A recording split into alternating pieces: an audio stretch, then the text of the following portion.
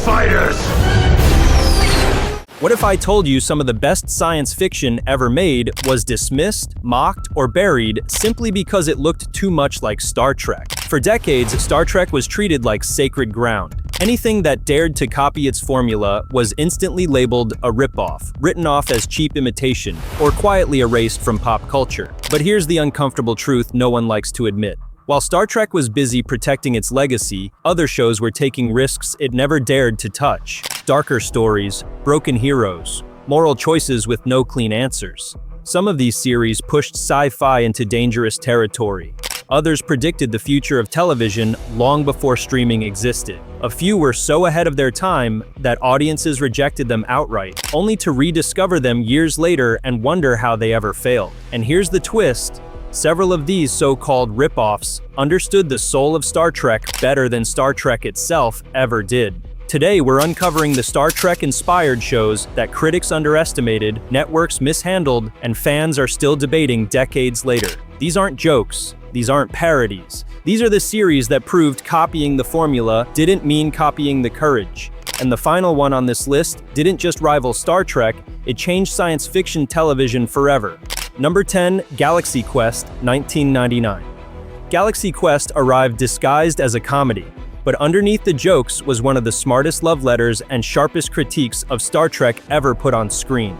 The film follows a group of actors trapped by a canceled sci-fi series that once defined their lives. Years later, they are still reciting the same lines, signing the same photos, and surviving on nostalgia. Their resentment is real. Their embarrassment is visible. Tim Allen's Jason Nesmith drinks in his fading glory at convention appearances, while his castmates suffer through the indignity of electronics store openings. Sigourney Weaver's Gwen DeMarco repeats the ship's computer. Tony Shalhoub's Fred Kwan barely remembers his own character.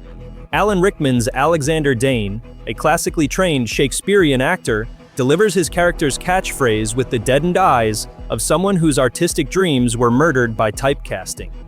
When real aliens arrive believing the show is a historical document, the joke turns uncomfortable fast.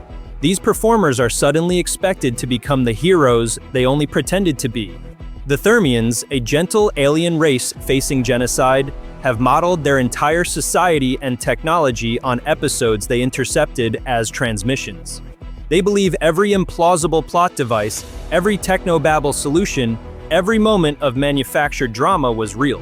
Their desperation is absolute, their faith is unshakable, and the humans they've rescued are frauds. What elevates Galaxy Quest above parody is how seriously it treats that moment of reckoning. The film could have mined this premise purely for laughs. Incompetent actors stumbling through space battles, technology that shouldn't work somehow functioning, pratfalls in zero gravity.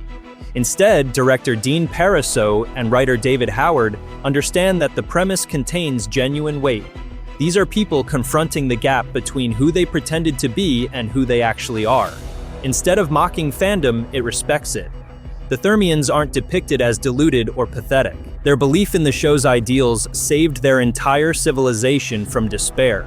When they reverse-engineered impossible technology from fictional blueprints, they weren't being foolish, they were being hopeful. The film suggests that inspiration, even from manufactured sources, can generate real transformation.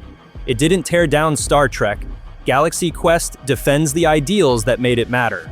Courage, responsibility, rising to the moment even when you know you are unqualified. The characters slowly stop performing heroism and begin living it, not because they want applause, but because someone else's survival depends on them. Alexander Dane, who opens the film as the most bitter and cynical cast member, becomes the one who delivers his ridiculous catchphrase with genuine conviction when a dying Thermian needs to hear it. By the final act, the film delivers something Star Trek itself often promised but rarely explored this honestly. Growth through failure, purpose found after irrelevance, and the unsettling realization that fiction doesn't just reflect our values, it can create them. Galaxy Quest proves that imitation doesn't weaken a genre. Sometimes it reminds us why it mattered in the first place. Sometimes the copy becomes more honest than the original ever dared to be. And the next entry strips away humor entirely and replaces it with rage, rebellion, and consequence. What happens when science fiction stops asking us to hope and starts demanding we fight? Number 9. Blake's 7, 1978. When Blake's 7 premiered in 1978, the comparisons to Star Trek were immediate and unavoidable. A small crew traveling through space, a central ship that functioned as both home and battlefield, weekly encounters with hostile forces. On paper, it looked familiar. But within minutes, it became clear this series was operating on an entirely different moral wavelength. These were not explorers guided by ideals, they were fugitives, political prisoners, and outcasts forced together by an authoritarian regime that ruled through fear and surveillance. Trust was never guaranteed, leadership shifted constantly, decisions were driven by desperation rather than duty. Where Star Trek framed the future as something humanity had earned, Blake's 7 suggested the future could be stolen just as easily. What truly separated the show from its peers was its refusal to protect the audience. Characters were allowed to fail publicly. Plans collapsed without heroic recovery. Innocent lives were lost because someone hesitated or made the wrong call. The series rejected the comforting reset button that defined most television at the time. Consequences followed the crew episode after episode, shaping them into harder, more fractured versions of themselves. Even the villains felt disturbingly real. The oppressive system they fought was not theatrical or exaggerated. It was cold, procedural, and indifferent, making resistance feel dangerous and often futile. That realism unsettled viewers who expected escapism. For years, Blake's 7 was dismissed as a grim alternative to Star Trek. In reality, it asked a question few shows dared to voice. What happens when hope is not enough? And the next entry on this list would attempt something even riskier, chasing scale, spectacle, and ambition that nearly destroyed it. Number 8. Battlestar Galactica, 1978. When Battlestar Galactica launched, it was immediately accused of riding the wave created by Star Trek and Star Wars. Big ships, a military hierarchy, humanity fighting for survival among the stars. Critics dismissed it as a calculated clone designed to cash in on space fever. What they missed was how brutally serious the show actually was. Unlike Star Trek, this was not a future where humanity had figured itself out. Civilization collapses in the opening episode. Billions are wiped out. The surviving fleet is constantly on the run, low on fuel, low on hope, and surrounded by enemies that never stop evolving. There are no safe planets, no peaceful resolutions, just exhaustion, fear, and impossible decisions. What made the show uncomfortable was its honesty. Leaders made choices that saved some people while condemning others. Faith clashed with logic. Military discipline collided with civilian panic. Every episode reinforced the idea that survival came with a cost, and that cost kept rising. The pressure behind the scenes mirrored the story itself. Massive budgets, network interference, and fan backlash nearly crushed the series before it could stabilize. Yet even in its struggle, Battlestar Galactica pushed sci-fi television toward darker, serialized storytelling years before audiences were ready. And what came next would abandon ships entirely and turn politics itself into the battlefield. Number 7. Babylon 5, 1994. Babylon 5 did not just borrow from Star Trek, it challenged it head-on. A neutral space station, multiple alien species, diplomatic crises unfolding weekly. At first glance, it looked familiar, but this series was playing a longer and far more dangerous game. From the beginning, Babylon 5 was built with an end in mind. Every alliance, every betrayal, every quiet conversation mattered later. Characters evolved permanently, power shifted slowly, then all at once. Choices made in early episodes returned seasons later with devastating consequences. This was not episodic comfort viewing. It demanded attention and rewarded patience. What truly separated Babylon 5 was its political realism. Governments lied, leaders manipulated fear. Wars began not because of evil villains, but because of pride, paranoia, and unfinished history. Heroes compromised their morals. Villains believed they were justified. The line between right and wrong blurred until it nearly vanished. The show also faced constant accusations of copying Deep Space Nine, even as both series aired simultaneously. That controversy nearly overshadowed its achievements, but time revealed the truth. Babylon 5 was doing something television had never attempted at this scale. It proved science fiction could function like a living history. And the next entry would take that ambition and inject it with raw emotion and chaos. Number 6. Stargate SG-1, 1997. Stargate SG-1 entered television in 1997 carrying the impossible burden of expectation before it even told its first story. A team sent on weekly missions, new worlds, new civilizations, ethical dilemmas framed through science fiction. To many critics, it looked like Star Trek wearing military fatigues. That label ignored what made the series quietly revolutionary. Instead of a distant future, Stargate SG-1 grounded its stories in the present. The characters were not explorers driven by destiny. They were soldiers and scientists following orders, making mistakes, and living with consequences that did not reset at the end of an episode. Every mission through the gate carried political fallout, personal trauma, and long-term repercussions. What kept audiences hooked was how the show balanced humor with dread.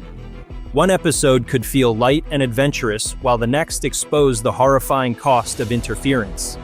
Ancient alien gods were not just villains. They were systems of control, using fear and belief to dominate entire populations. The show repeatedly questioned whether advanced power justified intervention at all. As seasons progressed, alliances shifted, enemies evolved, and the universe expanded organically. Stargate SG-1 proved longevity was not about repeating formulas, it was about deepening them. And the next entry took that emotional weight and twisted it into something far stranger. Number 5. Farscape, 1999. Farscape arrived wearing the familiar shape of a space adventure, but that familiarity disintegrated almost immediately. A human astronaut hurled across the galaxy, a crew of alien fugitives, a ship that functioned as both refuge and prison. It looked like a Star Trek-inspired setup, yet the show had no interest in comfort or stability.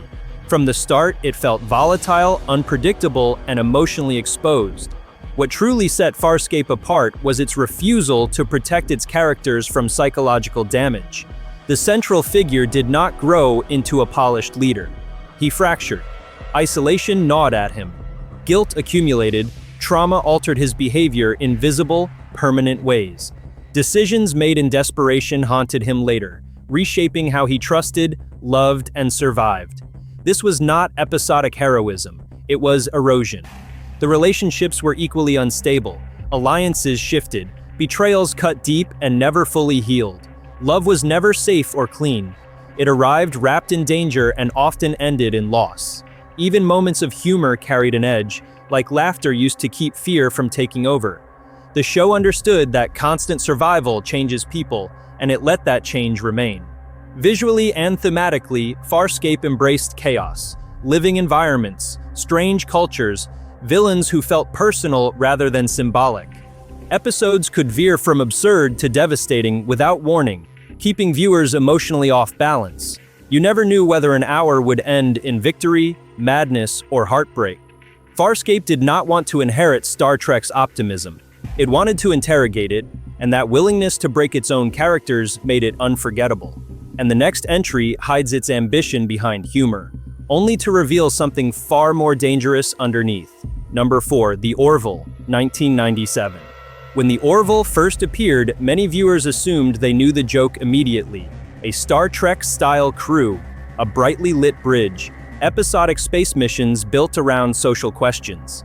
It looked like nostalgia dressed as parody. That assumption turned out to be dangerously wrong. Beneath the humor was a series that understood why Star Trek mattered in the first place. Not the ships, not the uniforms, the questions. Every episode quietly rebuilt the classic moral dilemma format and modernized it without shouting. Personal relationships bled into command decisions. Ethical debates did not end with speeches. They lingered, uncomfortable and unresolved. What made the Orville surprising was its restraint. The comedy never swallowed the story. It disarmed the audience just long enough to smuggle in serious ideas about authority, identity, and responsibility. Characters felt flawed in ways that mattered. Mistakes were not erased. Growth came slowly and unevenly. The series also arrived at a moment when audiences were questioning whether optimism still had a place in science fiction. Instead of cynicism, it offered sincerity without embarrassment. That balance earned it respect from fans who had long felt disconnected from modern interpretations of the genre. The Orville did not parody Star Trek. It protected its spirit, and the next entry did the opposite by challenging optimism at its core. Number 3. SeaQuest DSV, 1993. SeaQuest DSV debuted in 1993 looking like science fiction, but it wasn't set among the stars. That decision alone made people dismiss it as a gimmick. A futuristic exploration vessel, a disciplined crew, a mission to understand the unknown. It followed the Star Trek blueprint almost perfectly, just submerged beneath the ocean instead of floating in space. What made SeaQuest DSV compelling was how grounded its conflicts felt. The ocean was treated as an alien world filled with political tension, environmental collapse, and military threat. Episodes tackled resource wars, genetic experimentation, and corporate greed without turning them into abstract metaphors. The danger was close, immediate, and recognizable. The series struggled with identity behind the scenes, shifting tones and leadership as networks pushed for broader appeal. That instability became part of its legacy. Yet within that chaos were episodes that dared to ask difficult questions about humanity's future on Earth rather than elsewhere. Authority was constantly challenged. Exploration carried consequences. Technology solved problems while creating new ones. SeaQuest DSV also humanized command in ways few shows attempted. Leaders were flawed, emotional, and burdened by decisions that could not be undone. There was no clean separation between science and military power. That tension drove the drama. Dismissed as a Star Trek underwater imitation, SeaQuest DSV quietly proved something else. Science fiction does not need space to feel infinite. Number 2. Andromeda 2000. Andromeda entered television wearing the unmistakable shape of Star Trek, and that resemblance was not accidental. The story begins after failure. A once great interstellar alliance has fallen. Civilization has fractured into competing systems ruled by fear, violence, and survival instinct. When Captain Dylan Hunt awakens centuries later, he is not greeted by progress. He is confronted by proof that everything he believed in did not endure. Structurally, the parallels to Star Trek are obvious. A powerful ship, a diverse crew drawn from different species and cultures, weekly missions shaped by ethical choices and political consequences. But Andromeda removes the safety net that made those stories comforting. There is no functioning federation, no shared moral framework. Every alliance is fragile. Every decision carries long-term risk. What defines the series is the tension between idealism and reality. Hunt believes unity can be rebuilt through diplomacy, cooperation, and moral clarity. The universe he navigates punishes that belief relentlessly. Allies betray him. Enemies adapt. Acts of mercy are exploited. The show repeatedly forces its protagonist to confront a disturbing possibility: that the ideals he represents may be noble, but dangerously outdated. Dismissed as a Star Trek clone, Andromeda was actually one of the most direct interrogations of Star Trek's philosophy ever aired. It did not mock the dream. It asked whether that dream could survive a universe that no longer believed in it. And the final entry on this list takes that same broken future and strips it down even further, removing institutions entirely and leaving only people clinging to hope at the edge of civilization. Number 1. Firefly 2002. Firefly never lived long enough to be judged fairly, and that is exactly why it became legendary. From its first episode, it carried the bones of Star Trek: a small crew, a ship that felt like home, moral dilemmas shaped by survival. But instead of optimism, Firefly offered exhaustion. This was a universe where the war was over and the wrong side won. The crew were not explorers chasing discovery. They were survivors scraping by at the edges of civilization. Authority was something to be avoided. Heroism was costly. Every job carried risk, and every risk threatened to fracture the fragile family holding the ship together. What made Firefly devastating was its intimacy. Characters were not symbols. They were wounded people carrying regret, loyalty, faith, and guilt in equal measure. Trust was earned slowly. Betrayal hurt deeply. Humor existed, but it functioned as armor rather than relief. The show's abrupt end did not ruin it. It ignited it. fans recognized something rare, a science fiction story that understood Star Trek's heart but stripped away its safety net. No speeches guaranteed survival, no future promised progress, just people choosing to stand by each other anyway. Firefly proved that a so-called ripoff could surpass its inspiration by asking a harder question. What if hope survives not because the future is bright, but because people refuse to let it die? This also leads us to one final question, which is, how many great science fiction stories are still waiting to be rediscovered simply because they dared to follow the wrong star?